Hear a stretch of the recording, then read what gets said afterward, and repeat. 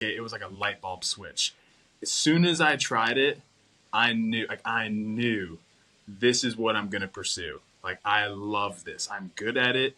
I like the pain. I like the intensity. I like competing in fitness stuff. Like, it's awesome. Diet. What is your general framework? Do you follow a specific diet? Do you follow a specific framework? What are the things that you try to eat more and eat less or avoid completely? It's sleep. Like, if I don't get enough sleep, for me personally, there's some people out there, I hear stories where they're like 6 hours a night, 5 hours a night, and they're fine. I'm like, I don't know how that's possible. That sounds like I'm not buying it. I'm not buying that either. There's no shot. I always try to look for an opportunity. You know, if the economy goes down the drain, I'm like, there's got to be an opportunity in there, you know? I heard Matthew McConaughey say this, and I've realized it's true for me as well. He was on a podcast, and he said that, like, working out for him, all the problems or things he had to do before he worked out, they felt like they were stacked vertically, like on top of him, crushing him. And then he would go work out, and he felt like they were stacked laterally, like out in front of him. They didn't feel as much pressure. So how do you find that balance between choosing what you truly want to do more often than what you kind of have to do? And so it's the same thing when I'm working with a client. You have to give me feedback. I'm going to give you a guideline, some nutrition stuff, and you tell me, how are you feeling? Like, what are you actually feeling inside? And then I can tailor it even better and even better. And we grow in this relationship over time. Are you ready to revolutionize your health and reconnect to your primal self? Welcome to the Primal Shift podcast. One company that's bridging the gap between skincare and skin health is our sponsor, OneSkin. I've been using the topical supplements for the face and body, and I was quite impressed with the improvements in my skin's appearance. Their OS01 peptide is scientifically proven to target cellular aging, helping your skin look, feel, and behave as if it was younger. As a listener, you'll get 15% off your first OneSkin purchase with code MCOMER at oneskin.co. That's oneskin.co. And now let's get back to the episode. All right, Kyle. Hey, super excited to have you on the podcast. You're one of those. I think there are two type of fit people on this planet. There are the ones that look incredibly fit and are less fit than they look, and then there are those who look fit but are actually way fitter than they look. And I like, whenever I look in the mirror, I'm like, I do look fitter than I actually am. And when I saw you work out for the first time, or one of the first few times, it was a partner workout. You did it by yourself. And I'm like, this dude is ridiculous, He looks fit and healthy and everything, but he is significantly fitter than you might, than your physique might suggest. And I'm like, what the fuck do you do? How do you do that? So I want to learn, more about how did you got to be so fit? What are you doing? What are some of your core pillars that, make up a healthy lifestyle that, mental health and physical health included? And how do you use all of the things that you've learned to help others get healthier? You work with clients, you write, trainings for them and all of that. You guide people. And I think that's a very, very difficult task because most people don't have the willpower and the discipline that you do. And I'd like to learn and hear how do you help people, get better, even if they don't have the same grit, the same kind of discipline as you do. But maybe let's start with, introduce yourself. What do you do? How did you get to where you are right now? And what are some of the core pillars that make up your healthy lifestyle? Yeah, for sure. Okay, so my name is Kyle Bernier. I am a former professional CrossFit athlete, which I say loosely because in that sport, it's very hard to be a professional athlete. And it's not like getting drafted to the NFL and then you get a contract and you just fight for a starting spot. It's like you do everything a professional athlete does with like hardly any pay. So like actually no pay. So, but I was a professional athlete for a really long time. I got to travel the world. Went to Dubai, South Africa, been to London. I mean, I've been gone, not everywhere, but so many places. Got to have a lot of great experiences. And that was all in CrossFit. In college, I was a football player and a track athlete. And all throughout high school and middle school, I was football and track athlete. Really loved those sports. I wanted to go to the NFL. I remember as a kid, I would like sleep with my football in my bed. I'd be like, let's see if I can hold on to it all night. And I'd wake up and it'd be on the floor or something. Like, I was doing all that weird stuff. And I'd have the NFL channel on all the time.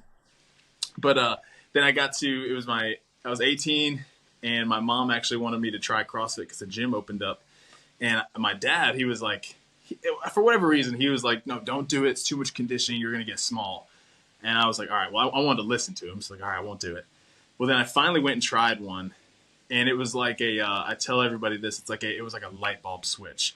As soon as I tried it, I knew this is what I'm going to pursue. Like, I love this. I'm good at it. I like the pain. I like the intensity. I like competing in fitness stuff. Like, it's awesome. But I still wanted to go play football and run track in college just to see that through. So I went and did What that. did you do in track exactly? Sprint? So in high school, I was a hurdler. So 300-meter hurdles and 110 high hurdles. And then in college, they recruited me as a decathlete. So I had to go and learn how to I had to learn how to pole vault. I had to learn how to do the javelin, the shot put, like all the things that go into being a decathlete. So I went and I did that for 2 years. Was actually really good at it because it was very similar to CrossFit. Like, you had to be strong, powerful, enduring, and you had to do it like back to back to back to back. Right. I loved it. And I was like, okay, this is kind of cool. It's setting me up to be a competitive CrossFit athlete. I'll do this. Plus, there were girls on the team, and I liked that there were girls on the team. That was kind of fun. So I did track and I did football for 2 years. And then I kind of got to the point where I was like, man, I think I really just want to go all in on training for CrossFit. And so that's what I did. I stopped doing both those sports. I picked up an internship in the weight room. So I got to work with all the athletes I was just on the team with. I got to learn about strength and conditioning, and I got to train for free. And I just started doing stuff moving toward being a competitive fitnesser. And it wasn't until after college, when I moved to Charlotte and got a job at a CrossFit gym, that I actually got connected with a coach and began that trajectory of, okay, now let's make semis. Now let's actually really push for the games. So that's a little bit of my high level of my journey. All right. Actually, I didn't know that. I thought you, I don't know why, you were with Training Think Tank for, well, as long as I have known you, but I had no idea that you actually started much earlier than that. Oh yeah, dude, I started really young. I was doing all the stupid stuff, like just as many Metcons as I could do in a day, because I didn't actually understand how to train, but I was like, let's just go for it. All right, and then what do you do today? I mean, are you still pursuing CrossFit career? Is that still? I think so. I've taken the past few years have been interesting. We don't have to go into all that unless you want to, but 2021 is the last time I competed. 2022 I qualified again, but I hurt my back and had to back out. And then 2023 actually hurt my back again and had to drop out. So the past 2 or 3 years, and I'm also in a different career now, so I'm not doing it full time, or I wasn't. I was in construction. I was still training really hard, thought I wanted to compete. And it's not until the past 6 months where I've gotten into online fitness coaching, where I'm trying to actually help people improve their fitness, providing programs, some low ticket offers for people to just subscribe to some programming. It's not till recently where I was like, I think I want to like try and do it again, like try to make semis and go for the games and really just do it. I love training. I love competing. And I was like, you know what? Why not? Like, what's the alternative? In 5 years, I'm going to look back and be like, man, I kind of wish I would have tried. So I think I'm going to go ahead and make a run for it again. Oh, yeah? How old are you now? So I'm 31. I'll be 32 in February. All right. Well, that's still a good age. Yeah. Yes, I think it was 2 years ago where I think we watched the semifinals in Tennessee, and I'm like, you know what? Maybe in the Masters, it kind of, I kind of got really excited about it, but I'm like, dude, I'm 43 now. I don't think my priorities have changed slightly. I'm still competitive, but there are a lot of other, shiny objects that I'm chasing now. And I'm like, nah, you know what? I think I'll leave that to someone who is 10 years younger than I am. Yeah, I'm truthfully, I'm really close to that as well, where like, it just might not be smart to do it, to pursue it full time, but I'm not quite there yet. I'm like right on the fence. So I'm like, all right, maybe one. Yeah. All right. So besides working out a lot and hard, what do? You mentioned you were, injured. What have you learned from those injuries in the sense of, the importance of recovery, the importance of maybe not doing certain things, even though someone told you should do them, or others are doing them? What were some of the lessons you've learned that can, that the average Joe can apply as well to exercise? Yeah. So two things that I really took away from getting tweaks and getting injured. One is that it's teaching you something, and it's teaching you something about either how you're moving in certain movements. There's either some sort of you're moving improperly in a way. There's a dysfunction in the body where you're compensating somewhere. So you're gonna have to go seek it out. You got to find that little problem and solve it. That was one thing I learned, and also like whenever you get injured, don't shy away from doing stuff. You want to keep moving, and you want to let pain be your guide. And so a very practical way for people out there listening that might sound confusing. It's like if bench pressing to a full range of motion hurts. So it only hurts when you're in the very bottom, when the bar's on your chest. That's where it hurts your shoulder, let's just say. But if you can bench, maybe you put blocks on your chest and you can bunch to the blocks or floor press with no pain, it's like, okay, let's do that. And then let's progress that movement deeper and deeper over time so you can come back quicker. Right. So that was a huge thing I learned, where I didn't have to stop everything. I just had to modify accordingly. Yeah. And the last thing that was huge for me was how to maximize every day with whatever you can do. When I tweaked my back and I was like, I'm not picking up from the floor, I'm not squatting, I'm not doing that, but I can ride the assault bike. I was like, all right, I'm gonna ride the mess out of this assault bike. Like, I'm just gonna crush it every day until I can do other things. And so you learn how to maximize whatever's in front of you just to keep moving forward and keep adapting and keep improving. Yeah. One of the things that I've learned, I was a pro track athlete as well back in the days, more like on the 100-meter than anything else. And I got injured a lot, more than I really cared for. And the interesting thing is I came always out stronger than I got into the injury. So, and that was probably because I was overtraining to a degree and my body just needed the rest. But then on the other hand, it was always an opportunity to do things that I didn't have time for, during regular training, like be it, mobility work, be it stretching, be it, whatever the case might be, riding the assault bike, all of the things that you normally kind of, I don't have time for that because I need to get through my training program. Well, now is the time. And I think from a mental perspective, there are some people who get really depressed when they're injured because they can't, do what they want to do. They, might be preparing for a competition and now they're injured.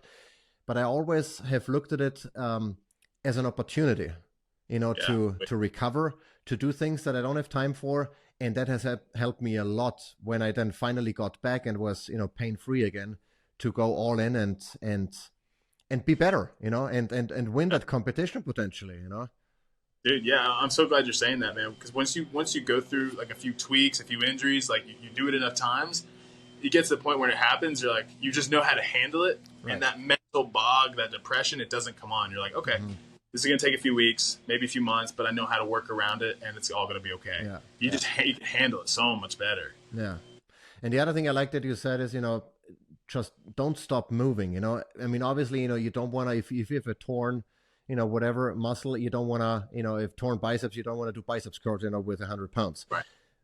But, as much as you can without it being super painful, you gotta keep that muscle moving. Maybe the first, 3 days or whatever, give it a rest, but then your muscle needs to remember what it's supposed to do, right?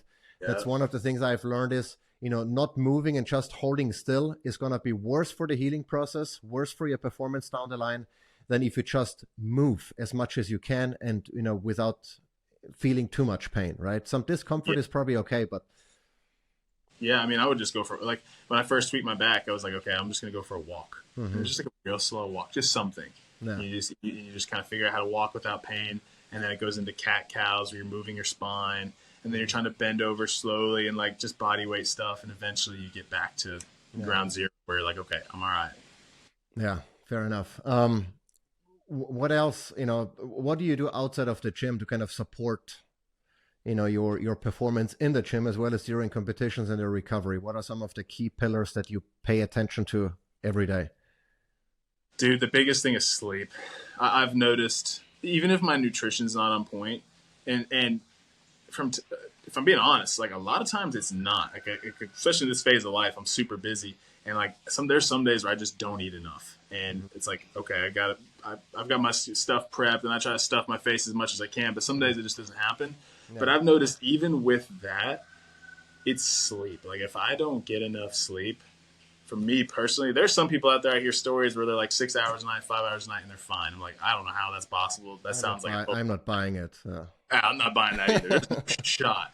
Because like if I even cut it down to like 7 hours, like I do that 2-3 nights in a row, it's like I start to feel it big time. Yeah. So I really try to hone in on getting sleep as much as I can. Try to get a nap in the afternoon. Like I have my son in the afternoon sometimes, and he goes down for a nap. I'll use I'll use it as an opportunity, man. Like sleep for an hour, man. It makes a big difference. Yeah.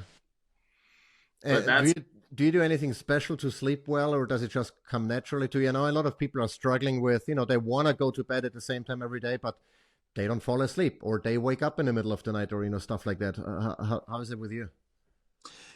Right now in this phase of life, dude, I'm not struggling at all to fall asleep. So like, because I used to take like some magnesium. I used to take like the Beam energy drink, or not energy drink, the Beam sleep drinks. I used to take that stuff.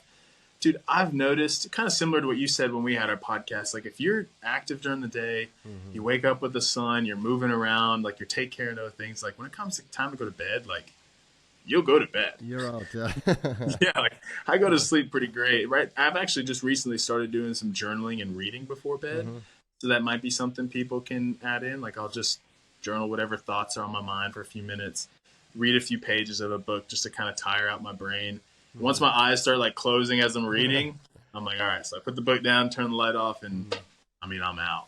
I've noticed that, you can be exhausted, but still not be able to fall asleep. But if I had to guess, I would say that if you're mentally super exhausted, because you're stressed out, from events that happen during the day, but you're not physically exhausted, you can have a hard time falling asleep. And we've noticed this in particular with the kids when they are, just inside all day, they play whatever, make crafts, whatever. I mean, they're doing stuff that, is all well and good, but they are not exerting themselves physically much. Then they have a harder time falling asleep or going to bed at a certain time. Whereas if they're out all day and run around and have, swim classes and tennis or whatever, at night they're out. You don't need to tell them to go to bed, and I think the same applies to adults. If we are in the office all day, even if we're in a lot of pressure and stressed out and we feel like wiped out when we get home, that's not enough, for the normal release of hormones that would occur during the night, especially if you're not in the sun during the day. I think that's one of the key things that I've noticed. If I'm in the office all day, I have a harder time falling asleep. I mean, I sleep well most nights, but I can tell if I'm outside, if I get sunlight in the morning and during the day, there is no, I start yawning and 10 minutes later I'm out, Yeah. One thing I've noticed too, and I'd love to hear your thoughts on this, is I heard Matthew McConaughey say this, and I've realized it's true for me as well. He was on a podcast and he said that like working out for him, all the problems or things he had to do before he worked out, they felt like they were stacked vertically, like on top of him, crushing him. And then he would go work out and he felt like they were stacked laterally, like out in front of him. They didn't feel as much pressure. And I've noticed that recently, like whenever I go get a great workout in and I'm sweating and I get done, whatever stress was on my mind, all of a sudden it feels more manageable. And because it feels more manageable, at night when I lay down, it's like, I don't feel as stressed. I actually feel okay about all this. Like I feel like I can handle everything. We got a plan. I worked out. I don't know if you've ever noticed that, but for me, that's been huge recently. I've noticed actually this morning. I went for a walk, and it's been. I told you before we hit record that it's been incredibly crazy. There are so many things, so many balls in the air, so many projects, so many like little issue and a lot of noise, and I sometimes feel then I don't even know what to tackle first, right? So it's kind of like, everything being stacked on top and it's just pushing down on me and I don't even know what I'm going to do next, what's going to make a difference, how can I relieve the pressure? But if I go for a walk or I work out, suddenly, all those issues are still there, but they appear to be like, okay, so I can do this first or I can do that. I feel like I'm in more control, right? Yeah. Yeah. It's crazy. I totally agree. Yeah. It's like the working out, just like like it prioritizes your Right. tasks. Your Yeah. brain automatically figures it out, and you're like, Yeah. okay, this one's first, and you Yeah. just do it. Yeah. Yeah. Yeah. No, totally. And speaking of, one of the big things I've noticed is when there's a lot going on, then sometimes, I'm so blocked that I don't do anything. I just sit there and think about all the things that I could do, and I'm not doing anything. Yeah. But then when I say, you know what, I'm just going to do this, whatever it is. And usually if it's something small, it can be done quickly. That mental win is incredible because it kind of gets you into the groove of like, okay, now I'm going to do the next thing, and the next thing, and next thing you know, you're done with your stuff, and and that's way better, obviously, than not doing anything, because if you don't do anything, those things are not going to go away. They're going to be there tomorrow again with more probably on top. That's it, dude. That's so true. Yeah. Oh my God. No, that's awesome. I can totally relate to all of that. Yeah. All right. So you prioritize sleep. You generally sleep well. What else do you do in terms of managing stress? That's a big thing for a lot of people. We all under so much stress. You can tell when you're on the road, people honk and show you the finger. I feel like I'm in Europe. Back in the days, I would tell everyone, hey, here in Georgia, everyone is relaxed. If you miss the green light, people wait patiently behind you. Not anymore. How do you handle all of that pressure and stress? So I'm going to be very, very honest and vulnerable here. That's something I've been working on a lot. I've had a tendency, trying to stay away from I am statements, like I am impatient or I am whatever. So but I've shown a tendency throughout my life to like, there's get very overwhelmed. When I get overwhelmed, I react poorly. And so recently what I've found that's really helpful is if I call someone and I have a conversation. Like, I'm sure people listening might want, like, what's the biohack? What's the breathing method? What's whatever? And all that stuff is great. Like jumping in a cold tub, going in a sauna, working out 100%. It can absolutely reduce stress and help you feel great. But sometimes what I found recently is like if I call someone, like in particular, like call my mom, I'm like, hey, mom, I just like need to talk for a minute. And like I just verbalize it and she just listens to me and gives me some feedback. Or call a friend. I've noticed that that's been super helpful for me in this particular stage of life. That's been super helpful. Mm-hmm. That's interesting that you say that, because just the other day, I think that the person I talk most to is Kathy. Well, let me maybe rephrase that. The only person I talk to, like about feelings, is Kathy, right? And that works well if whatever I'm dealing with involves someone else, but not her. Yeah. Right? But if it's something that I'm like, I don't really like how whatever, I'm not going to go to her and say, hey, I really don't like you right now. Let's talk about it. It's not gonna go. And I've noticed that I'm then a lot in my own head. I have conversations with myself, and obviously I'm not in that particular, when I'm in that certain mindset, I'm not helping myself, to feel better, usually, because I'm my own echo chamber. I just reconfirm what I, want to believe to be true. Whether or not that's really true is a different story.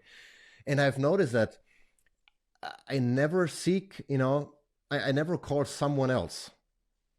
And I'm like, and if I then ask around friends, family, I think especially in the last couple of years, that's become a very common occurrence that we don't maintain relationships with other people who are not family members, where you can feel comfortable and say, hey, I'm really going through something tough right now, I want to talk without being judged, kind of. Yeah And that's one thing that I've noticed as well. I'm like, I've got to, first of all, be that person who can listen to someone else. And I'm, that's really one of my big weaknesses. I'm not incredibly empathetic. I'm someone who can offer I'm a solution provider. If you come to me with a problem, I'll try to find a solution. I'm not the one who, and my wife hates it. When she said, no, I'm, whatever, A, B, C, and I'm like, well, here's a fix, and like, I'm not looking for a fix. I'm not looking for a solution, Problem solved. You got it. Exactly. So if someone comes to me, I really have a hard time not to try to provide a solution, but just to be empathetic. Yes, I understand where you're coming from. I've been there as well. It sucks, kind of, and that's it, without trying to fix the problem. And I think, well, a lot of the people that I know, they have in a very similar boat where, everyone tries to, okay, let's fix it real quick so we can move on to something else, instead of just saying, no, let's just ruminate. Let's just feel it for a moment, because, you got to learn how to, and that probably goes then into some other areas that you can resonate with as well. You got to be comfortable being uncomfortable, right? And that also means sometimes being uncomfortable with your own feelings, right? Yeah, dude. Oh, that's so hard to do, but yes, 100%. Yeah. Yeah, So, that's what like, we don't have to go into this rabbit hole, but like addiction, a lot of people who struggle with addiction, it's really a coping mechanism. right. They don't like feeling whatever emotions they're feeling inside. And so learning how to just sit with those and share it with someone, and just like, okay, I'm accepted. I just shared those emotions. Now we're past it. I don't need this, whatever this substance, this thing, to feel better.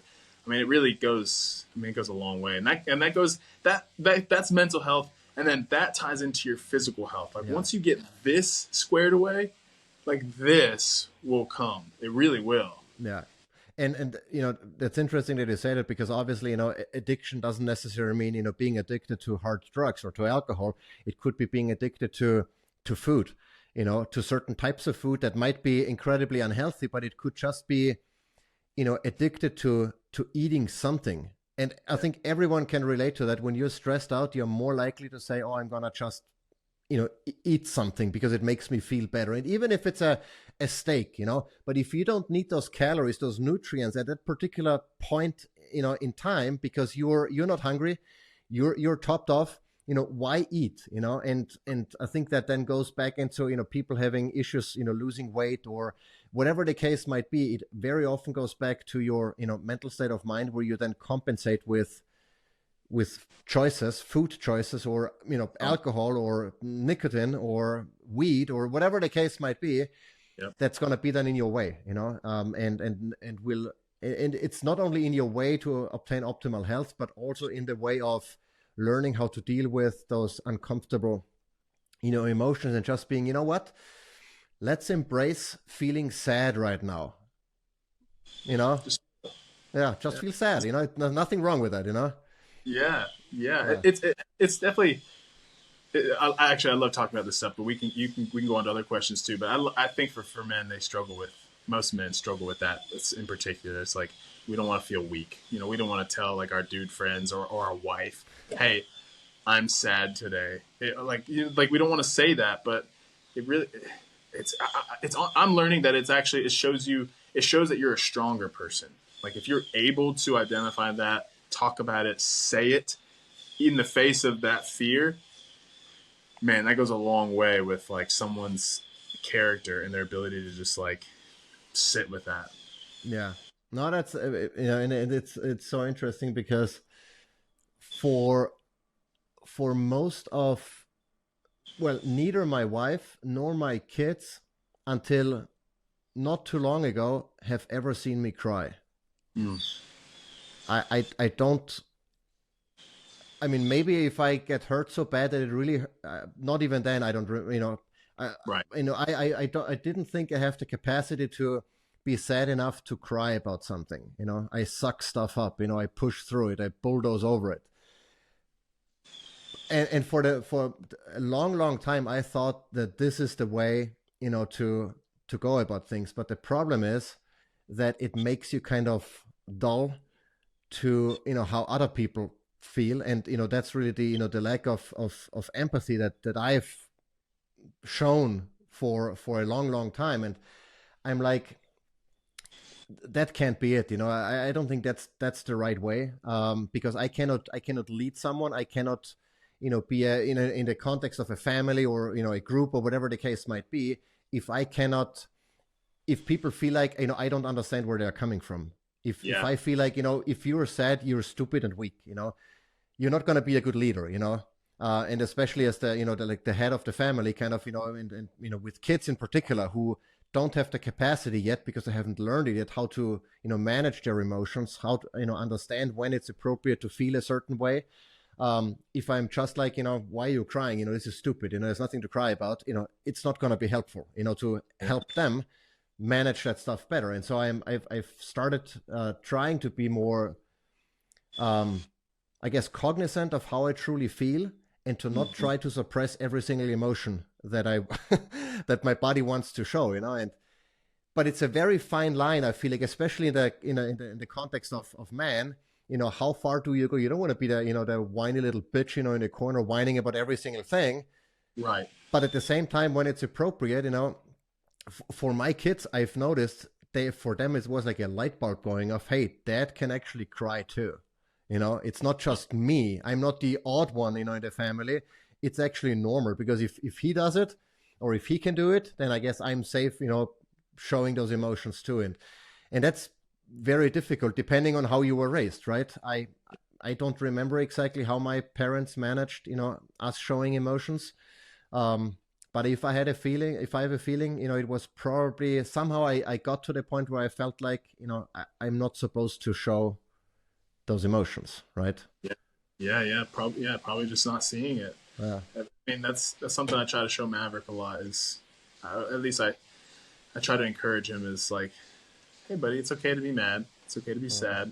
I try to say something about proper way of it's okay to be mad. We just don't want to throw things, whatever.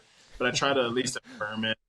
But he hasn't. He's still not old enough to like really understand. He sees me cry. He doesn't fully understand what's going on. But yeah, man, it's emotions are super important. I'm learning as I'm getting older and older. And how to manage those in the sense of that they don't, block you, right? Yeah. I always, whatever I do, whatever challenges I see ahead of me, I always try to look for an opportunity. If the economy goes down the drain, I'm like, there's got to be an opportunity in there.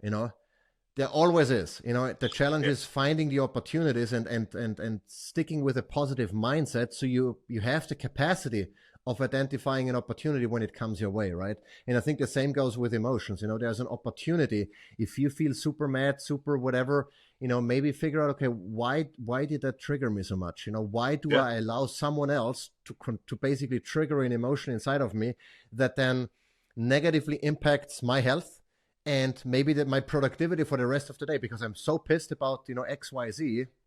And I'm like, how do we get to a point where someone else does not have the power to influence my emotions in a negative way, right? I think that's really the holy grail of dealing with emotions, to say, you know what, I see what you're doing, and I choose how I respond to that, right? That's it, man. That's it. Are you into Stoic philosophy at all? No, I'm not. Not yet. So, I've read a good bit of like the Stoic stuff, but that was a big thing. I mean, and even Jesus talks about it too. But the Stoics might be a little bit more relative to most people, but they talk about that. Like, no one makes you mad. No one makes you sad. Yeah. Like, it's just a thing that they said. It's a thing that happened. You're choosing to label it a certain way and then internalize those feelings. It's like, but they didn't make you mad. It's like you're externalizing that responsibility on them. So like they're in control of your happiness. It's like you really want to give that person control of your happiness. Yeah. Like when you start to like logically go through that process, you realize, okay, that's pretty silly. Like that doesn't make a lot of sense at all. I'm not going to give this person power over me. Come on. Yeah, and that really goes back to a lot of it. Really jives very, very well with my overall philosophy in life, where I'm like, I wanna have the responsibility to pick and choose what I want to do and how I want to do it. I don't want any government tell me what I can and cannot do. I want to have full control. And if I go out and buy, if I decide that I want to, buy heroin, that's my choice. It should be my choice, and I should live with the consequences. I think we are now in a world, without getting too political here, where kind of the government or other people, authorities, whatever they might be, try to protect you from making stupid decisions. And I absolutely despise it. I'm like, I want to be responsible, and if I fuck up, it's on me and nobody else. If I stick my can into a microwave and turn it on, it's on me. I don't need a label on the microwave. that I should not be doing that, and that's kind of, goes back to letting other people influence how you feel. It's on me, it's my responsibility to respond instead of reacting. Oh yeah, that's good. Respond, react. That's big time, man. Yeah, that's it. All right, we talked about that. Diet. What is your general framework? Do you follow a specific diet? Do you follow a specific framework? What are the things that you try to eat more and eat less or avoid completely? Yeah. So right now, I think my diet's probably going to surprise a lot of people. Right now, it's mostly meat. So like breakfast would be eggs with some chicken sausage. I might put that on like some Ezekiel bread with some onions, tomatoes, things like that, whatever. Just make like a breakfast sandwich. And then I usually have a bowl of granola. Now, hot take. I know it's very debated, but I do it because I'm trying to consume enough carbs to compete competitively and be able to train really hard. That's very context dependent. I consume quite a bit of carbohydrates because I'm exerting a lot of energy and I want to recover really well. So I want to make sure people hear that out there, because if you're not training to like compete and do a bunch of stuff, you definitely want to make some wiser decisions with your carbohydrates and just your diet in general. But I'm just trying to eat a bunch. So I have some granola with that. Then I'll have I eat these things called Laura bars. I like those. They're pretty clean bar to eat. And it's just, again, calories, got good carbohydrates, good protein, tons of meat. So burger patties, chicken, like the whole thing. And then dinner right now, I don't even want to tell you guys. I'm kind of embarrassed because I'm working in a restaurant, and sometimes dinner is just like, hey, bro, if they leave like a slice of steak, I'm gonna eat that slice of steak, bro. Like, I'm not gonna throw it away. It's like I'm literally just like kind of surviving in that sense. So take what I'm saying with a grain of salt. I'm in an interesting phase of life right now. But meat. I would not throw the steak. I'm typically the trash can of the family. And even extended family or friends. Hey, you're not eating this anymore. Give it to me. I'll eat it. Yeah, pass it over. So yeah. I don't like wasting food. I think I have that from my mom. My mom, whatever we kids wouldn't eat, she would eat just so it wouldn't go to waste. Yeah. Obviously not a great strategy. Depending on your caloric exertion throughout the day, if you're not burning that stuff, it's going to stay with you, regardless of what it is. But that's kind of where I have it from. I hate throwing away and wasting food, knowing that, some people don't go hungry to bed. I don't want to throw stuff away. Yeah, dude, I hate doing that as well. Ugh. Yeah. All right. So we covered sleep, exercise, stress management, diet. What else? You're religious. So what is your take on, on believing in something greater? I guess that's just, us. What is, the sense of community that it builds? What is why are you religious? I guess Yeah. So without giving you the whole story, the whole testimony, I grew up in the church, and I heard the stories over and over and over, and I grew up in a great church where it was not like, it wasn't rules, it wasn't laws. It was just like genuinely, Jesus is the way, the truth, and the life, and no one comes to the Father except through him. Like the actual gospel was just preached to me at a very young age, over and over and over. But it didn't become real to me until I had a pretty profound experience in college. And I'll share a little bit about that. But once I had that experience, God just really got a hold of my heart and just showed me how fragile life is, and just how scared I am of it ending. And what I mean is, so I smoked weed for the first time in college. I took a hit out of a bong, which was really dumb for the first time. My buddy was like, "Hey, this will be great. Let's do it." What could possibly go wrong? What could go wrong? He talked me into it, and he's like, "We'll have cookout trays afterwards, like a bunch of fast food. We'll have the munchies. We'll enjoy it." Well, we smoked, and I took a massive hit, and just I had a very horrifying experience where I thought I died. I thought I died and gone to hell, and was 100% convinced that where I was in that moment, in that trip, whatever, that psychotic episode, was actually hell. And what I realized was just how much I don't want to feel that. and just how like on the edge everyone is from that feeling every single day. And it's like wherever you choose to put your beliefs, I'm not here to have a conversation about that, but I believe Jesus is the way, the truth, and life. And I realize that without him, like I'm on the edge of that experience forever, every single day. And it was really terrifying. And I just realized how much like I actually need, like I remember, dude, when I came out of that and was going through the few months of like PTSD, like just recovering from it, I was having nightmares every night. It was terrible. But I remember sitting down and like eating a peanut butter and jelly sandwich, and I remember being like, oh my gosh, this is the best sandwich I've ever had. I'm so glad I can eat this right now, because I didn't want to go back to that. And so that's when it really became real to me of like, this is not a game. This is like, we're not just like floating through space and, you know, let's just see where we end up at the end. Like this is actual life and death every single day. Like every moment that we're alive is God's grace, just being patient with us.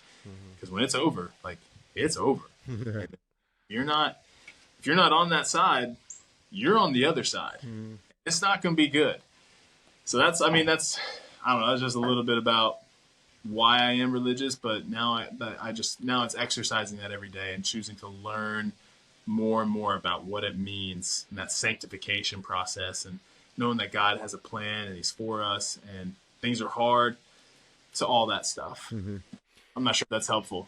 No, it is. You know, one of the things that kind of goes along with this is, you know, that saying, you know, live every day as if it was your last, right?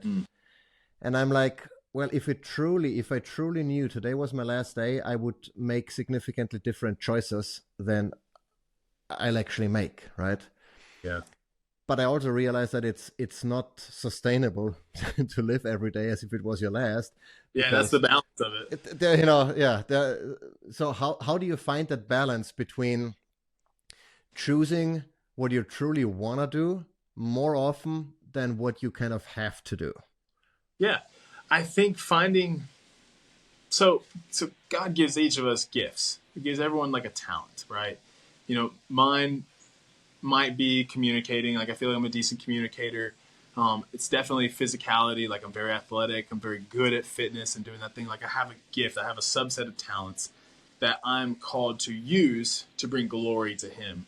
And so, yes, you want to live every day as if it's your last. But if it was your last, like you said, like I would probably, I don't know, go hug everyone, and we would do something, right? Something different than what I do every day. But you find that in that day-to-day grind, you're living out a purpose that you're called to. You're living out your design, and you learn how to fall in love with that process and that work, because that work is actually supposed to be joyful. Like we're called to work. You know, even Adam and Eve in the garden before the fall, like God said, "Hey, go and like you're called to work this garden. So you're going to go and you're going to make sure everything's taken care of." It was just more joyful until the fall happened, and then all of a sudden the curse came. And so you just figure out like, okay, what am I good at? What do I feel like God has me? What talents can I bring to the world that's going to bring joy to people and be useful to people? And then you step into that, and then every day it's just like, okay, I'm going to be faithful to this thing. And if you bless it, that's awesome. If not, at least I'm doing what I feel like you've called me to do. And you kind of hold it with an open hand. And I want to be clear here. I want to be very clear. I struggle with this.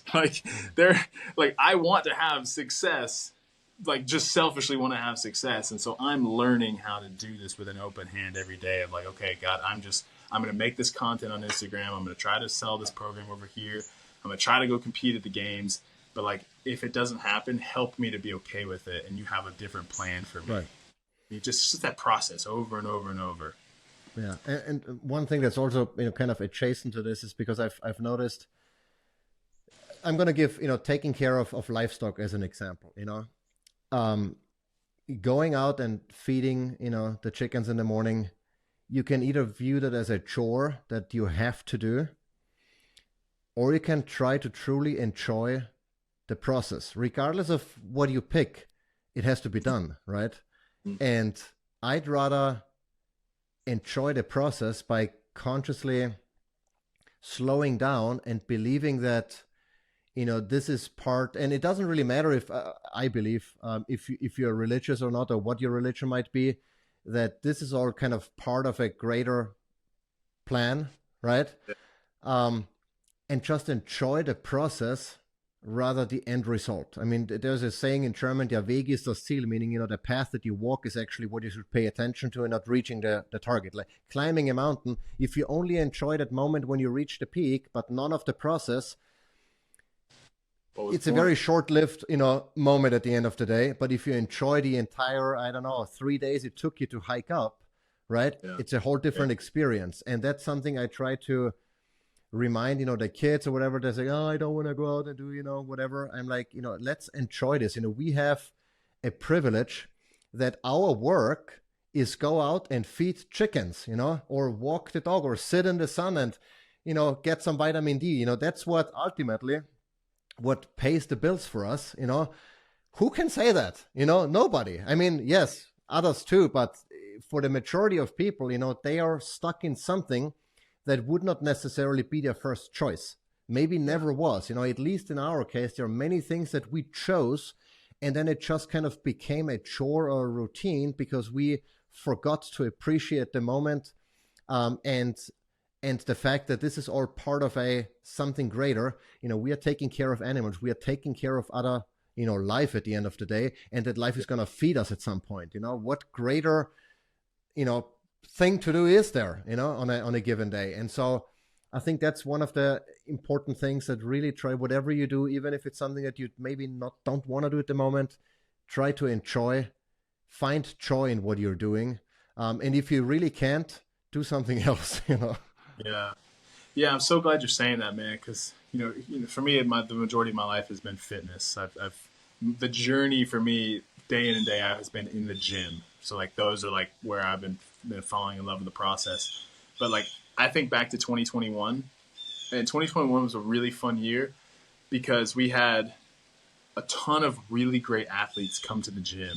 I mean, for people who may know or don't know, but like Lauren Fisher was there, so Travis was there, Noah came up, Jake Berman was there. Like we had Amanda Priscelli, I think is her last name. So like we had a host of like high quality games level athletes in this facility for like 3 months. And every day we're like training together, we're throwing down, we're talking trash, we're doing all this stuff. And then we go to our competition, and then it was over. Then everyone was gone. Right. Except for Travis, he's still around, right? But I remember, and I didn't know at the time that was going to be the last time I might compete for 4 years. I mean, who knows if I'll compete this year? Right. But I look back and I'm like, man, like it was so much fun every day, and I didn't enjoy it the way that I should have been enjoying it. That moment in time. So hung up on I got to compete well, I want to perform well, I want to do this, which is great, yeah, but like those moments you look back on and I kind of always regret. You're like, I kind of wish I would have just soaked it in a little more, you know? Yeah. And the same obviously goes, when you have kids, it's the same thing, they, stuff becomes a routine. I'm like, oh, they're loud, they're whatever, and I'm like, next time they are, like in our case, our oldest one, is 11, and like, where did the last 11 years go? It's and it's very, I think just slowing down, doing less, I think is one of that's really my ultimate goal in life, is to do less, right? To enjoy more the few things that I do and do well, and not try to chase every shiny object there is, because at the end of the day, life is short, and it goes by so quickly. I always say, when someone says, oh, but you're only 40, you have 40 more years left. I'm like, well, that means I have maybe 40 more summers. That's not that much, Not at all. So 40 times, spending time in Georgia summer, sitting out in the humidity, 40 is a lot, but 40 is like not that much. If you just count from 1 to 40, it goes by fairly quickly. Yeah, dude. Oh, it's really profound when you start to put it like that. Yeah. How do you, all of that we've talked about now, when someone comes to you and says, hey, I need help. I need some hand holding. I want to get better. I want to get healthier. I want to, perform better, whatever, get stronger, build some muscle, lose weight, whatever the case might be. How do you approach that? How do you kind of, because everyone is different, everything appears to be so simple and cut and dry on paper, but even diet, even within a certain diet or dietary framework, there is a lot of nuance. How do you approach that? How do you make sure that you deliver what someone needs without necessarily following, dogma and say, hey, you have to be on carnivore, or you have to do CrossFit? Yeah. So it's a lot of with. Well, so there's two ways. So one side, like if I were to talk about the pillars a little bit, like one side of it is the mental side. So like everyone that I found like needs some sort of help mentally in some capacity. Which I don't know if that sounds mean the way I worded that, but like everyone like some sort of help in that regard. So I focus a lot on that first, is like getting you to like kind of retraining your brain with a lot of stuff that we've just been talking about, like not running from the emotions that you're feeling, not holding on to this workout as like the end all and be all. If today was like a really crappy day, the win might just be doing the workout and just going lighter for the day. Like you did it. Like just learning how to like retrain the brain and maximize opportunities and work around life's structure, but still keep moving forward and just let go of the expectations. That's a huge piece that I really try to help people understand, and still for myself, I try to work on. But then if we're going to get into like the more practical, tactical side of like making sure everything's tailored for a specific person, it's a lot of phone calls and a lot of conversations where like, hey, what have you been doing? What have you seen work? Have you seen anything work? Has anything been helpful for you? Is there anything that like you don't like to do because you've got pain? Like I have to understand like this person, and then I can design a workout routine around it. And then it's a lot of feedback. People want to think that I can just have like a phone call with someone or meet someone one time and just write the perfect plan, the perfect nutrition, whatever. But it's a very symbiotic relationship. They have to be giving me feedback. Like, I have to, like when I'm working with Max, my old coach, I have to tell him, hey, on this workout, I felt X, Y, and Z. We need to work on that. If I don't tell him that, he's just like, oh, well, you just need to do, like for instance, doing burpees today when I was doing them, my arms and abs were on fire during it, but my heart rate was great. My legs were fine. So it's like, if I don't tell him that, he doesn't know that there's a localized muscular endurance with my arms and my abs. And if we train that, I don't have to do burpees every day to the end of time. Right. Like I can get better at them by doing other things. And so it's the same thing when I'm working with a client. You have to give me feedback. I'm going to give you a guideline, some nutrition stuff, and you tell me, how are you feeling? Like, what are you actually feeling inside? And then I can tailor it even better and even better. And we grow in this relationship over time. That's what I found to be the most successful. I get pretty close on the first shot because I've been doing it for a long time, but the more feedback I get, the better it gets. Yeah, no, that makes a lot of sense. And I think that's why, if you just get like a workout plan or a program, off the internet and, run with it. I mean, I think regardless of what you do, if you do something, you're probably going to make progress. Yeah. But if you really want to make significant strides, I think you need that feedback loop has to exist. It has to be there. The coach needs to figure out, okay, I mean, a very good example is, there are not a lot of things. There are certain types of movements where I'm really, really strong. And there are certain types where I suck ass, like absolutely. Anything involving, tricep endurance, I suck at, and yeah. Wow.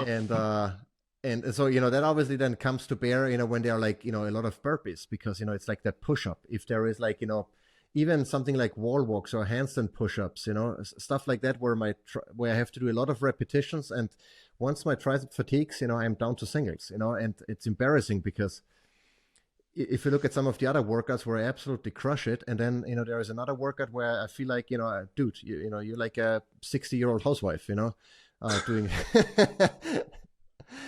and so, but again, if I, if that's, if that was, important enough for me to work on, I would have to tell my coach, hey, listen up, we need to be working on my triceps endurance, because otherwise it's going to limit what I can do with push-ups, with handstands, with, whatever the case might be.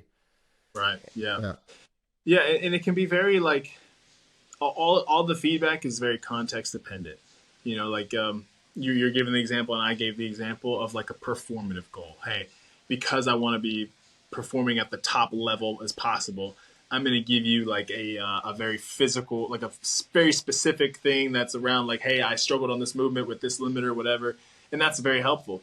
But to someone who's just like general population, or like, hey, I don't really care to run a marathon, I don't want to compete in CrossFit. The feedback can just look like what was your energy level like? What was your enjoyment like? Did you enjoy the workout? Because that's a huge piece of it too. Like, there's a balance where like sometimes you have to do, like sometimes it's just going to suck. Like you got to do the things that are going to suck. Like if I give you a set of squats that are going to crush your legs, you're probably not going to enjoy it, but it's going to be so good for you. But I want you, like when we step back and we aggregate the whole year, like I want you to say, I've really enjoyed the training. I've felt successful in it. I felt like I've gotten results.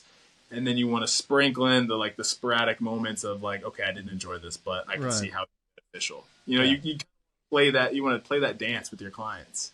Yeah. All right. If people want to find you and, say, hey, you know what, I really want to, improve X, Y, Z, lose weight, get better, get healthier, whatever, where do people find you, and how does working with you look like? Is it, do they book you for an hour, for an hour, on an hourly basis, on a weekly basis, on a program basis? How does it work? Yeah, so you can find me. I'm most prevalent on Instagram. So my handle is Strain Forward Fitness. I'm on other platforms as well. Like I'm on YouTube, TikTok, and it's the same thing, Strain Forward. So you can find me there.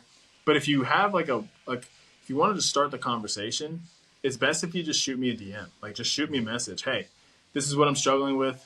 This is what's going on. I saw the podcast. I saw your content. I saw whatever. Like I would like to have a conversation with you. We'll go back and forth a few times, and then I'll send you my Calendly link. We'll book a call, 30 minutes. It's free. There's no obligations, no pressure or anything. We'll just see if I can actually help you out. Like that's a big piece. It's like I want to actually feel like I can be a benefit to you. And if I can, and it makes sense, let's do it. And we'll go through a 4-month process of like helping you reach your goals, whatever it is. And then we'll reassess at the end of those 4 months. Yeah. Maybe that's also, something important in terms of, setting expectations. If you, most fitness goals, health goals, whatever, you don't reach them in 3 weeks, right? It's a process. You likely, in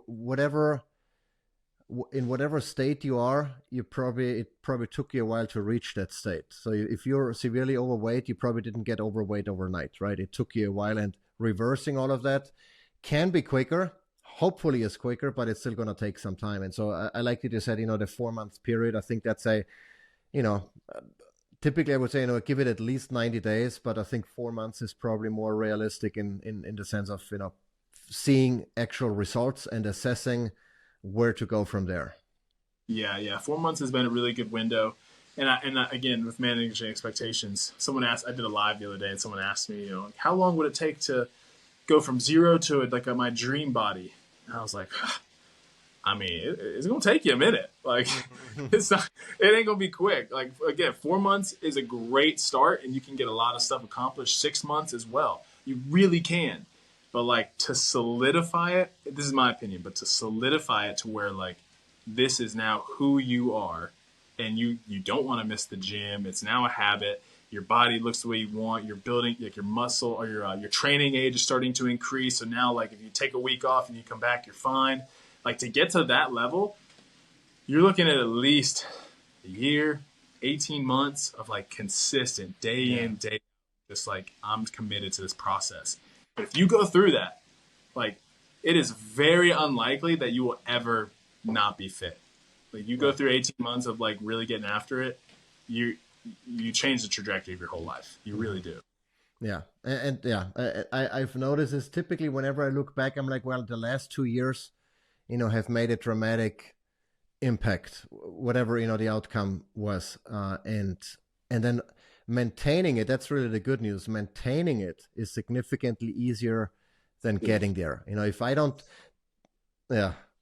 I've had months where I only worked out once or twice a week, and everyone in the gym, said I don't know how you do this. You work out, you come once, and you still crush it. And we work out every single day, and and we are not. And I'm like, well, once you've reached a certain level, maintaining it, if you still make the right choices, lifestyle choices, obviously with sleep, with, stress management, with diet and everything, but maintaining your physique is so much easier than building it up. And you definitely don't want to not maintain it, because you lose it very quickly then too. Once you have reached that threshold, it goes downhill very quickly too. Yeah. I'm not sure if you're familiar with Mind Pump, but I was listening to them a long time ago. So they're pretty prominent fitness podcast, but they were talking about after you've been training for years, I forget the number, but like you've been training for a long time, kind of what you're alluding to. If you were to take a few months off, whatever, to come back, it takes 1/9 the time it took to get it in the first place. 1/9. That's like, dude, you train for a month and you're back to where you were after taking 6 months off, because your body actually remembers it. Yeah. So worth the investment of like, I'm gonna train as hard as I can for as long as I can. You really, it has a compounding effect. Right. Yeah. Cool. Well, that was fun. Enjoyed it very much. Thank you so much for taking the time. I'm gonna link all of the resources that you mentioned down below in the show notes. Obviously, I'm gonna let you know when the episode airs. It's probably gonna be a little bit, because we've recorded quite a bit leading up to that. But it was fun, and I still owe you a couple of bottles of our organ supplements. I wish we had met up today so I could give it to you, but maybe you want to come over one of those days and check out the chickens and stuff, and then I'll give you a couple of bottles. Oh, that'd be awesome, man. Would love to do that. Thank you for having me, man. All right. Seriously. Thank you. Appreciate it, man. I'm bro. In the next Primal Shift podcast episode, we're cutting through the noise surrounding beef. Is it really a heart killer? Does it cause cancer, harm the environment, or lead to weight gain? We're tackling these myths head-on and uncovering the truth about one of the most ancient, nutrient-dense foods on the planet. Tune in as we explore the science, the myths, and the facts you need to know. Don't miss it.